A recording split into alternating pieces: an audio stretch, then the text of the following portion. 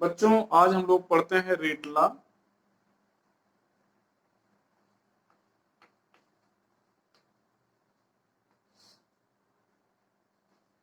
A balance equation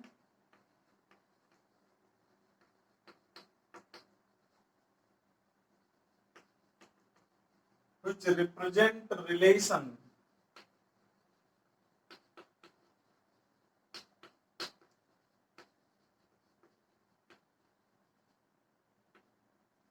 balance equation which represent relation between actual rate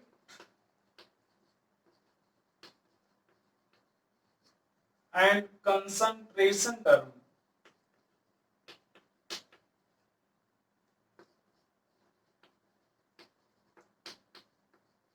is known as rate law, known as। तो एक ऐसा balance equation जो reaction के actual rate और concentration term के बीच relation represent करता है, ऐसे इक्वेशन को हम लोग रेट लॉ कहते हैं। यहां पर ध्यान दें, let us consider equation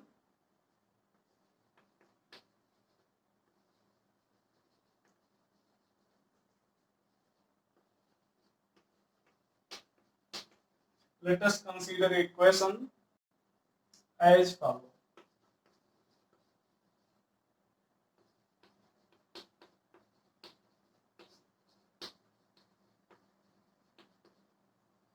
Rate law for this reaction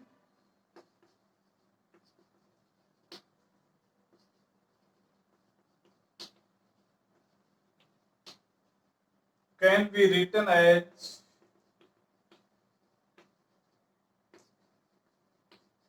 rate equal to k, यहाँ पर एक power x b power y। ध्यान दें, हम लोग एक्टिव मास या लॉ ऑफ मास एक्शन जब पढ़े थे केमिकल इक्विलिब्रियम में, तो वहां पर जब रेट लिखते थे तो यहाँ पर जो कोफिशिएंट है उसको पावर में लगा देते थे। यहाँ पर जो कोफिशिएंट था वो पावर में आ जाता था। तो लॉ ऑफ मास एक्शन में हम लोग जो रेट पढ़े थे वो थ्योरेटिकल रेट के बारे में बताता था, और यहाँ पर आपने डिफिनेशन में लिखा है एक्चुअल रेट। तो ये जो रेट लॉ है ये एक्चुअल रेट को बताता है, जबकि law of mass action theoretical rate के बारे में बताता है। ये हम आपको और बता दें कि here x is equal to a और x is not equal to a। x a के बराबर हो भी सकता है और नहीं भी हो सकता है। Similarly y is equal to b और y is not equal to b। तो y b के बराबर हो भी सकता है और b के बराबर नहीं भी हो सकता है। तो यहाँ पर आपको बता दिया जाए कि रेट लॉ मतलब ऐसा बैलेंस इक्वेशन जो एक्चुअल रेट और कंसंट्रेशन टर्म के मध्य रिलेशन दर्शाता है, उसे हम लोग रेट लॉ कहते हैं। जैसा यहाँ लिखा गया है के, अगर पूछा जाए क्या है तो आप कहेंगे के रेट कांस्टेंट है। इस पे चर्चा आगे की जाएगी। के रेट कांस्टेंट है, इसको मिटा रहे हैं, हम लोग आगे बढ़ेंगे। रेट लॉ पे कुछ क्वेश्चंस देखें। Equation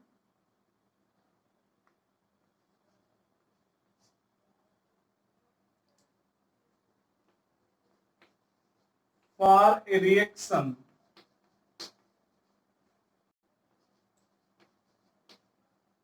rate law is as follow।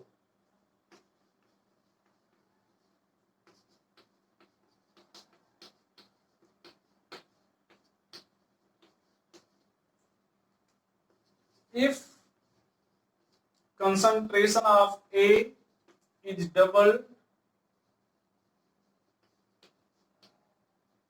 and V is reduced to half,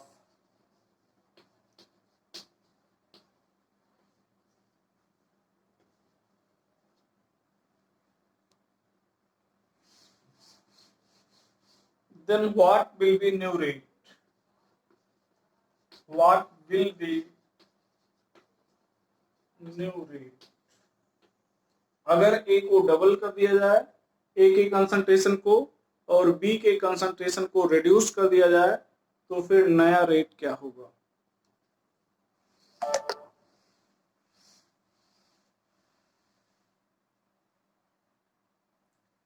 late, यहां पर सॉल्यूशन देख रहे हैं, concentration of A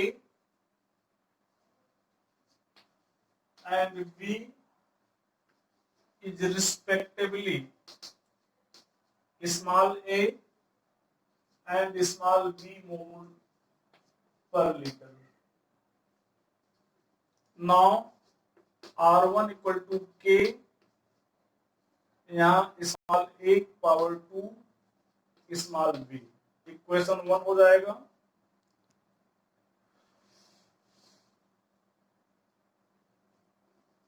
On changing concentration, R2 equal to K, A को आपने डबल किया था 2A पावर 2, यहाँ पर V को आपने हाफ किया था, हाफ हो जाएगा, इक्वेशन 2 हो जाएगा। यहाँ पर इक्वेशन 1/2, तो यहाँ पर R1 अपान R2 हो जाएगा, यहाँ पर K A स्क्वायर, यहाँ पर B, यहाँ पर K, यहाँ पर 2A स्क्वायर अपान V/2। इसको सॉल्व करेंगे, K कैंसिल हो जाएगा, A स्क्वायर कैंसिल हो जाएगा, B कैंसिल हो जाएगा। यहाँ पर देखें तो ये 2 फाइनली ऊपर आ जाएगा और यहाँ पर 2 का स्क्वायर नीचे रह जाएगा, तो इसका मतलब हो जाएगा 2/4। इसको भी सॉल्व करेंगे तो 1/2 आ जाएगा। तो अब हम लोग अगर अपनी बात को यहाँ पर आगे लिख रहे हैं, तो यहाँ पर R1/R2, यहाँ पर 1/2 क्रॉस मल्टीप्लाई करेंगे, ये R2 इक्वल टू हो जाएगा 2R1, मतलब जो नया रेट है वो पहले रेट का 2 टाइम हो जाएगा। तो ये हो गया रेट लॉ के बारे में।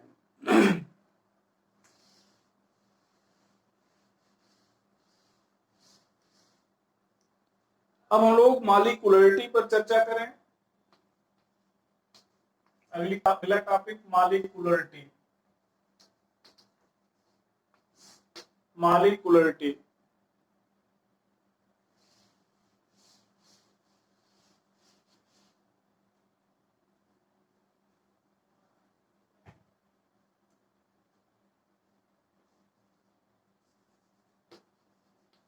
number of reactant molecule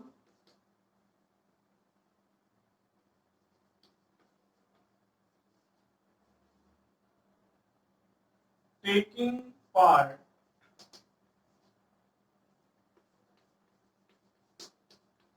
in a reaction, number of reactant molecule taking part in a reaction is known as molecularity. Number of reactant molecule taking part in reaction is known as molecularity. Example में देखा जाए, PCl5 equal to PCl3 plus Cl2, यहाँ पर molecularity 1 हो जाएगी। यहाँ पर H2 plus I2 equal to 2HI, molecularity 2 हो जाएगी। 2NO plus O2, 2NO2, molecularity 3 हो जाएगी। PCl5 equal to PC3 plus Cl2, molecularity 1 है। H2 plus I2 equal to 2HI, molecularity 2 है। 2NO plus O2 equal to 2NO2, molecularity 3 है।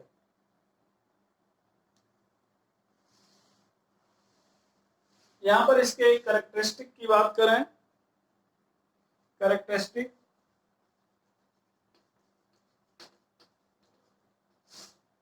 पहला,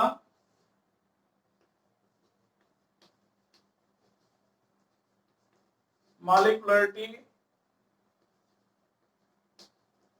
can not be zero, मतलब ऐसा कोई भी रिएक्शन नहीं होगा जिसमें कोई मॉलिक्यूल हो ही ना।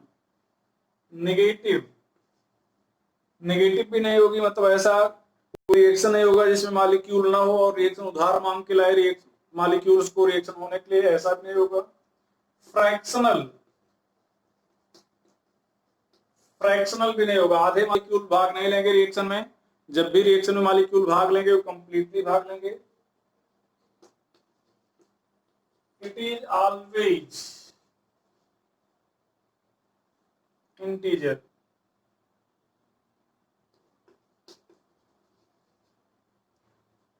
It is always integer.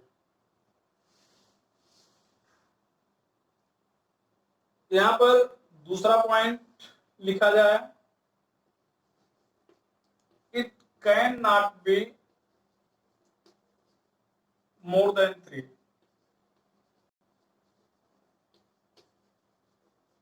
It cannot be more than 3 as simultaneous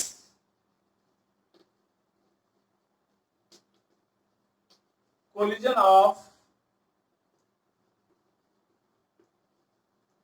more than 3 molecules is not possible. As simultaneous collision of more than 3 molecules is not possible. तो यहाँ पर ध्यान दें, जैसे एक मॉलिक्यूल ए है, बी है, सी है, डी है, यहाँ पर ए बी से कोलाइड कर सकता है, बी डी से कोलाइड कर सकता है, डी सी से कोलाइड कर सकता है, ए सी से कोलाइड कर सकता है, लेकिन ये सभी मॉलिक्यूल एक साथ आकर एक ही जगह पर कोलाइड करें, ऐसी पॉसिबिलिटी बहुत कम होती है। तो simultaneous collision of more than 3 molecule is not possible. तो इसलिए जो मॉलिक्युलरिटी है सामान्यतः 3 से अधिक नहीं होती। एक एक्सेप्शन है, यहाँ पर 4KClO3 हीट करेंगे, यहाँ पर 3KClO4 हो जाएगा प्लस KCl हो जाएगा, यहाँ पर मॉलिक्युलरिटी 4 है। ये एक्सेप्शन है, इसको याद रखेंगे। थर्ड पॉइंट है, it is theoretically determined.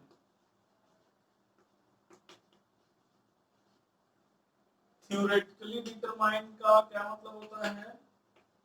Theoretically determined का मतलब होता है कि हम लोग इसको रिएक्शन को देख के बताते हैं कि मॉलिक्युलरिटी क्या होगी। थ्योरेटिकली डिटरमाइंड का यही अर्थ है। फोर्थ पॉइंट होगा, it is not affected by external factor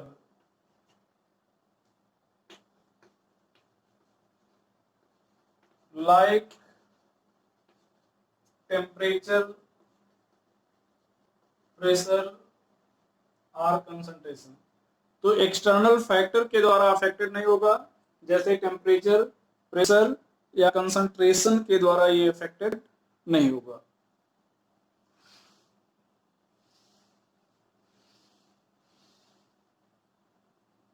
अब हम लोग चर्चा करेंगे on the basis of molecularity reaction is of 3 types, 2 types, sorry, reaction is of 2 types। पहला elementary reaction,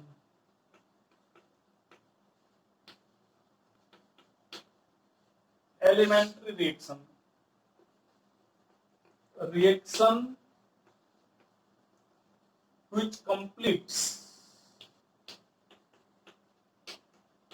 in single step। Elementary reaction, reaction which completes in single step। तो ऐसा कोई भी रिएक्शन जो सिंगल स्टेप में complete होता है उसको हम लोग एलिमेंट्री रिएक्शन कहते हैं। एग्जाम्पल में H2 + I2 = 2HI, अगला हम लोग लिखेंगे complex reaction.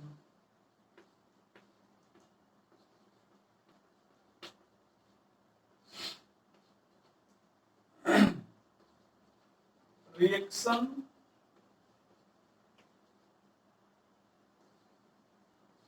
which completes in more than one step is known as complex reaction। तो ऐसे रिएक्शन जो एक से ज्यादा स्टेप में कंप्लीट होते हैं उनको हम लोग कॉम्प्लेक्स रिएक्शन कहते हैं।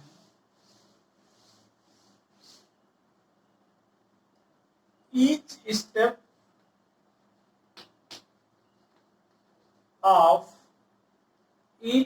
of complex reaction are elementary। Each step of complex reaction are elementary। तो कॉम्प्लेक्स रिएक्शन के सभी स्टेप जो होते हैं वो एलिमेंट्री होते हैं। यहाँ पर हमने एग्जांपल में 2N2O5, यहाँ पर 4NO2, यहाँ पर O2। यहाँ पर देखा जाए, यहाँ पर मैकेनिज्म की बात करें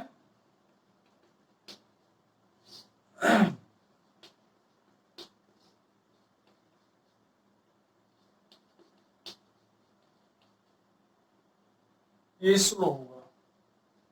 ये स्टेप 1 हो गया।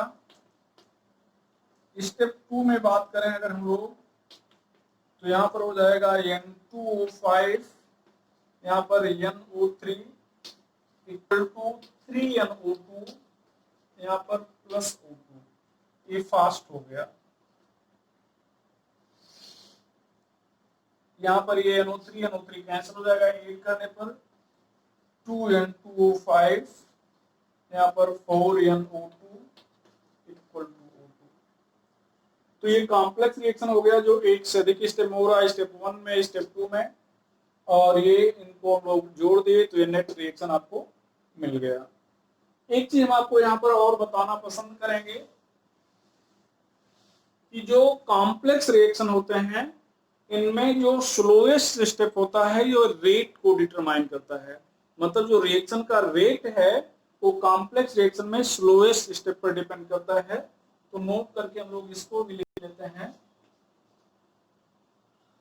Slowest step of complex reaction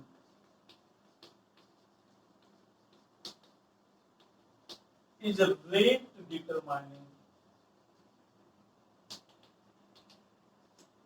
Slowest step of complex reaction is a rate determining।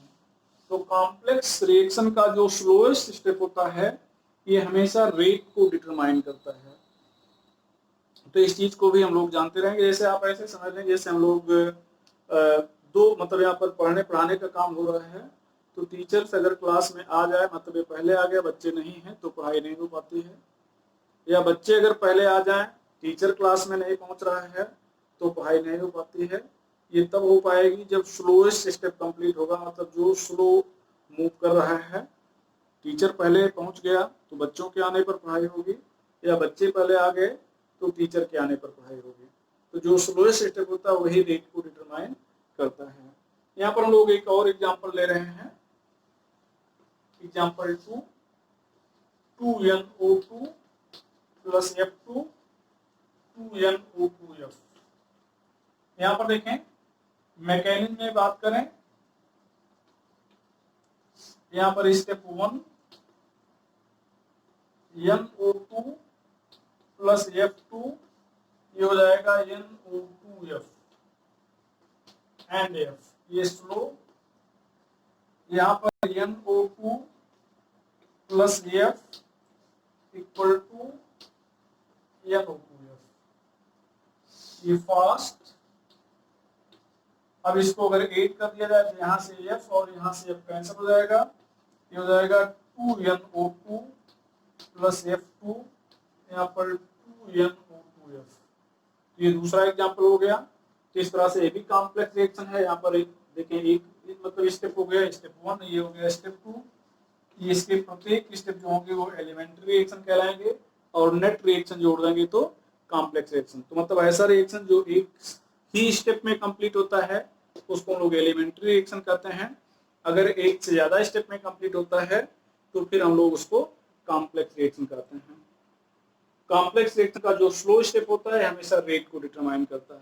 तो आज हम लोगों ने रेट लॉ पढ़ लिया और मॉलिक्यूलरिटी पढ़ लिया। नेक्स्ट लेक्चर पे हम लोग देखेंगे ऑर्डर ऑफ रिएक्शन। तो नेक्स्ट लेक्चर से हम लोग ऑर्डर ऑफ रिएक्शन देखेंगे। आज की बात यहीं पर, आगे नेक्स्ट